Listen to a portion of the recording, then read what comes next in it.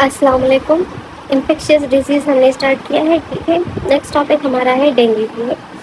Dengue fever जो है वो एक इन्फेक्शियस डिजीज़ है और ये जो फीवर है ये कॉमन है बहुत ज़्यादा पाकिस्तान में, हमारे कंट्री में, ठीक है।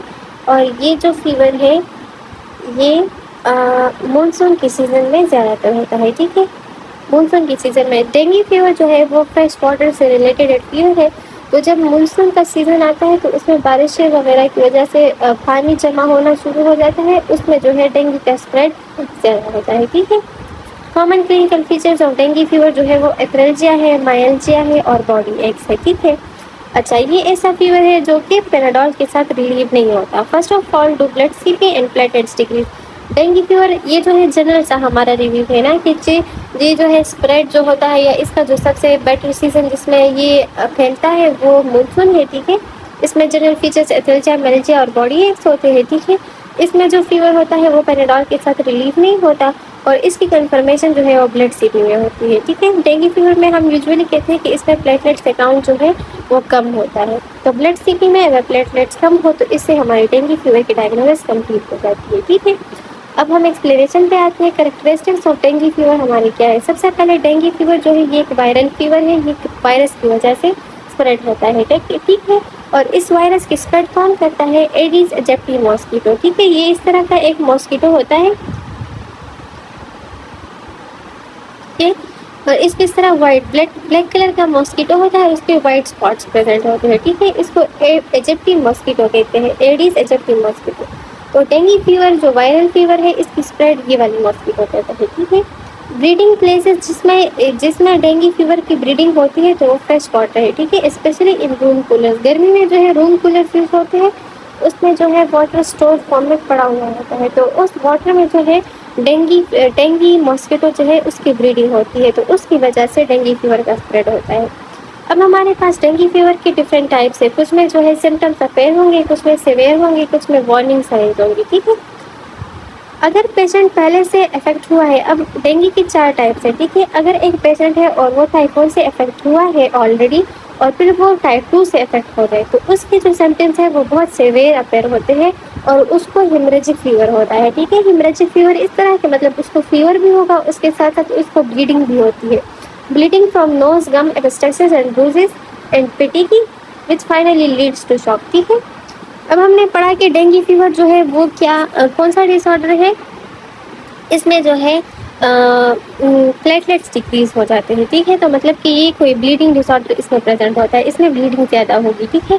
अब अगर टाइप 1 डेंगू फीवर ने पेशेंट को पहले से अफेक्ट किया है और टाइप 2 डेंगू फीवर उसको फिर से अफेक्ट करे तब पेशेंट को haemorrhagic science and symptoms appear होंगी, ठीक है। हेमरेजिक साइंस एंड सिम्टम्स में क्या होंगे? Bleeding of nose, bleeding of gums और भी बहुत से जो म्यूकोसल पार्ट्स ऑफ बॉडी है जो कि ज़्यादा प्रोन होते हैं टू ब्लीडिंग, वहाँ से ब्लीडिंग होगी, ठीक है। इससे ब्रूजेस और पटीकी इस वजह से बनते हैं बॉडी में, ब्लीडिंग डिसऑर्डर की वजह से, ठीक है। डेंगू के फीवर के पेशेंट को ज़्यादातर पटीके और ब्रूजेस अपेयर होते हैं और एट द एंड जो है वो पेशेंट फिर बहुत ज़्यादा ब्लीडिंग की वजह से शॉक में चला जाता है, ठीक है। अच्छा, क्लिनिकल फीचर्स जो है डेंगू फीवर में क्या होंगे? सबसे पहले हमारे पास प्रोबेबल डेंगू फीवर है, ठीक है, कि हमें पता चल गया कि इसको डेंगू फीवर हो सकता है।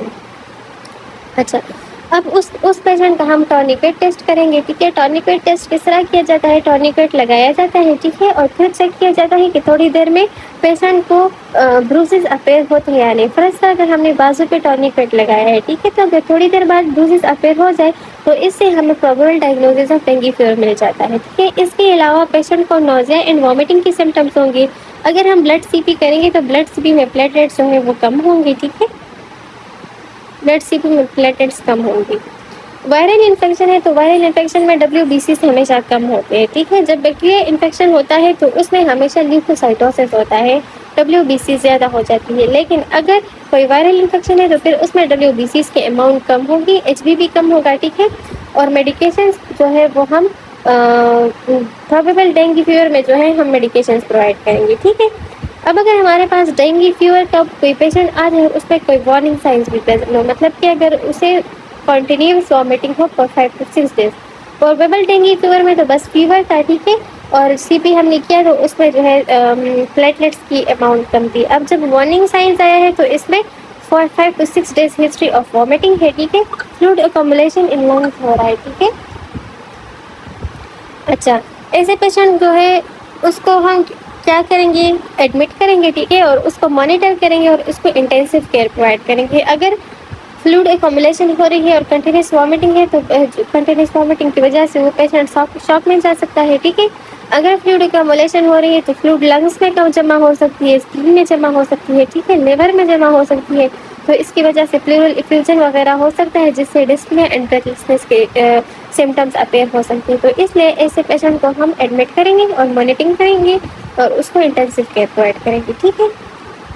अच्छा, सेवियर डेंगू का पेशेंट हमारे पास जब होगा तो उसे एसाइटिस डेवलप हुआ होगा और प्लूरल इफ्यूजन, ठीक है। Dengue fever with warning science, तो हमें पता चल गया कि मतलब अगर उसे वॉमिटिंग हो रही है तो मतलब कि वो जो है शॉक में जा सकता है, या अगर उसे फ्लूइड अकोमुलेशन शुरू हो रही है तो वो लंग्स में जमा हो सकता है या एसाइटिस हो सकता है। अब सेवियर डेंगू में ऑलरेडी एसाइटिस हुआ होता है या प्लूरल इफ्यूजन हुआ होता है, ठीक है।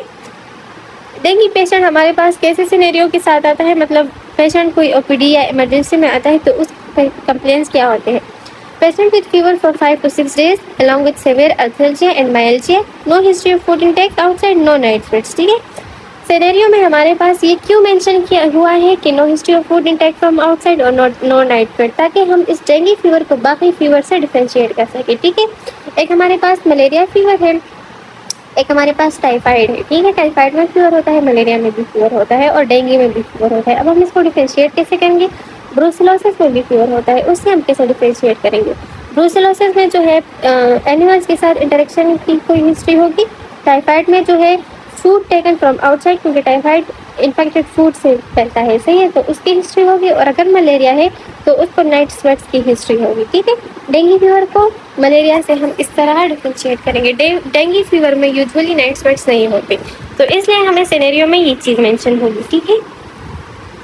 अब हम जो है इन्वेस्टिगेट कैसे करेंगे डेंगू फीवर की डायग्नोसिस को कंफर्म करने के लिए। सबसे पहले तो हम ब्लड सीपी करेंगे, जिस तरह हमने डिस्कस किया, ठीक है।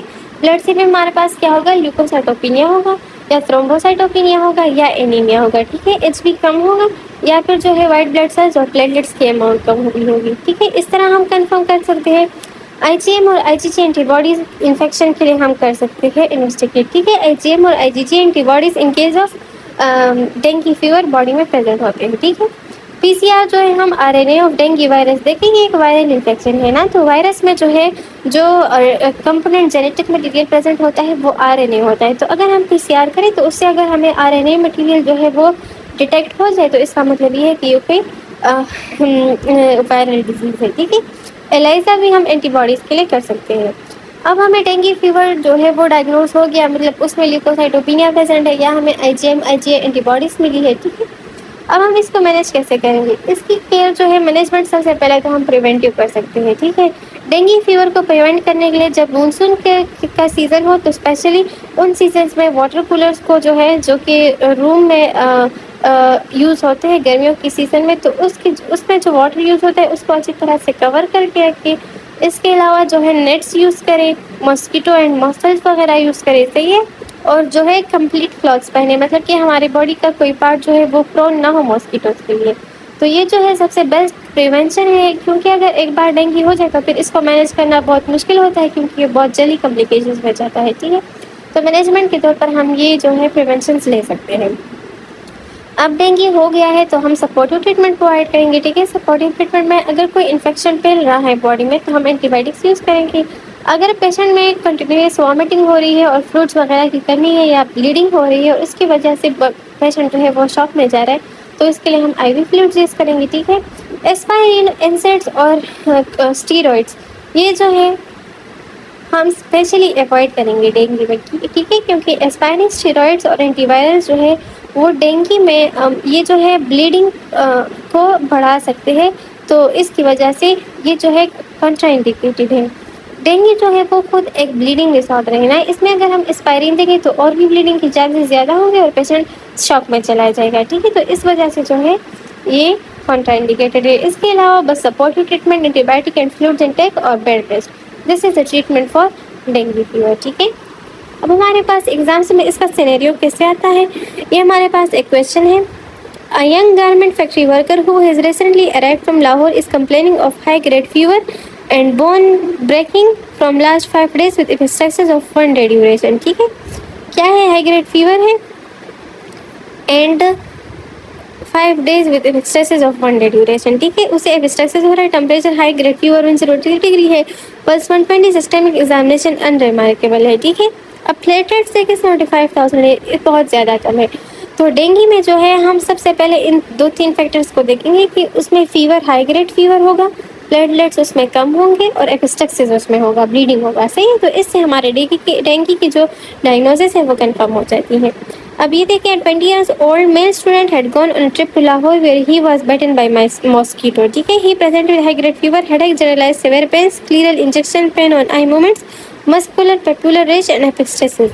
He had low platelet counts, leukopenia, raised 3 times above the normal, repeated smears for malarial parasites are negative, no mutation. ठीक है, अब देखिए ये मलेरिया भी तो हो सकता है, लेकिन सिनेरियो में मलेरिया को जो है वो एक्सक्लूड किया है कि मतलब मलेरिया के सारे टेस्ट जो है वो नेगेटिव आ रही है, लेकिन हमारे पास लो प्लेटलेट काउंट्स है और हमारे पास जो है हाई ग्रेड फीवर है और एपिस्टैक्सिस की हिस्ट्री है. तो इसका मतलब ये हुआ कि अगर ब्लीडिंग डिसऑर्डर है और प्लेटलेट्स कम है तो ये हमारे पास डेंगू फीवर हुआ.